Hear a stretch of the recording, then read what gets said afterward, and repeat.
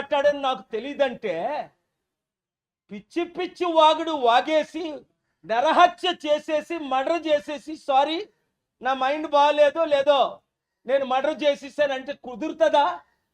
ఇప్పుడు సమంతకి ఎంత హ్యూమిలియేషన్, సమంతకి ఎంత డిస్ట్రెస్. ఇదే అమెరికాలో అయితే 8,000 కోట్లు బిలియన్ డాలర్ చిన్న యాక్సిడెంట్ జరిగితే $1 బిలియన్ జడ్జిమెంట్స్ ఉన్నాయి. లీగల్ ప్రాసిక్యూషన్ అంటే క్రిమినల్ ప్రాసిక్యూషన్, డిఫమేషన్ ఇవన్నీ ప్రిపేర్ చేశాను ఆల్రెడీ. ఒక 72 గంటల టైం ఇస్తున్నాను కొండా సురేఖ రాజీనామా చేయడానికి. లేదా రేవంత్ రెడ్డి ఆవిడ్ని కాంగ్రెస్ పార్టీ రాహుల్ గాంధీ మహిళల పట్ల ఏమైనా గౌరవం ఉంటే ఆవిడ్ని ఇమీడియట్ గా పార్టీ నుంచి పదవి నుంచి తొలగించాలి. తద్వారా ఏమవుద్ది? 50% ఉన్న మహిళలకు మేము మహిళలను గౌరవిస్తున్నామని నోటీస్ పంపించడం.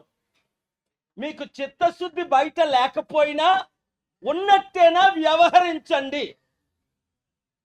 కనుక చాలా సెక్షన్స్ ప్రకారం డిఫమేషనే కాదు, క్రిమినల్ ప్రొసీడింగ్స్ కాదు, చాలా సెక్షన్స్ ఉన్నాయి. అవన్నీ నేను తర్వాత మాట్లాడతాను. 72 గంటల్లో కొండా సురేఖ రాజీనామా చేయాలి. 2 సమంత పేరుతో వాళ్ళ కుటుంబం అన్నది సమంతకి ఇంటికెళ్ళి అపాలజీ చెప్పాలి, నాగార్జున ఇంటికెళ్ళి అపాలజీ చెప్పాలి, నాగార్జున భార్యకు చెప్పాలి. వారి కుటుంబాలు నేను ఎప్పుడు కలలేదు, నాకు తెలియదు. అలాగే నాగార్జున కొడుకు పేరేదో నాగా చైతన్య, తనకి అపాలజీ చెప్పాలి. తక్షణమే రాజీనామా చేయాలి, లేదంటే all hell will break loose. గర్వం ఎక్కువైపోయి కాంగ్రెస్ పార్టీ చూసారా నిన్నేం జరిగింది? పొంగులేటి శ్రీనివాసరెడ్డి అదానీని సీక్రెట్ గా ఎందుకు కలిశాడు హోటల్లో? అందులో కాంగ్రెస్ లీడర్ కొనుగోలు ఎందుకున్నాడు? కొండానిక పొంగులేటి శ్రీనివాసరెడ్డి మీద రైతులు చేయించారు. ఆయన ఒక పెద్ద అవినీతి పరుడు. అవసరం వచ్చినప్పుడల్లా పార్టీలు మారుతుంటాడు, అందరికీ టోపీలు పెడుతుంటాడు.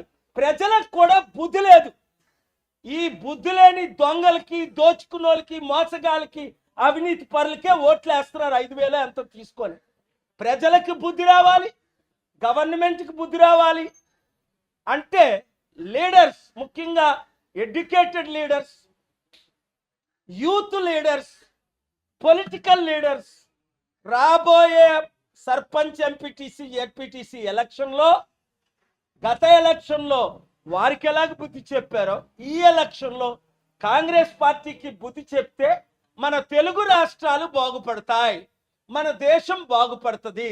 తెలుగు రాష్ట్రాలు చట్టాల ద్వారా మనం మారాలి, మార్పు రావాలి.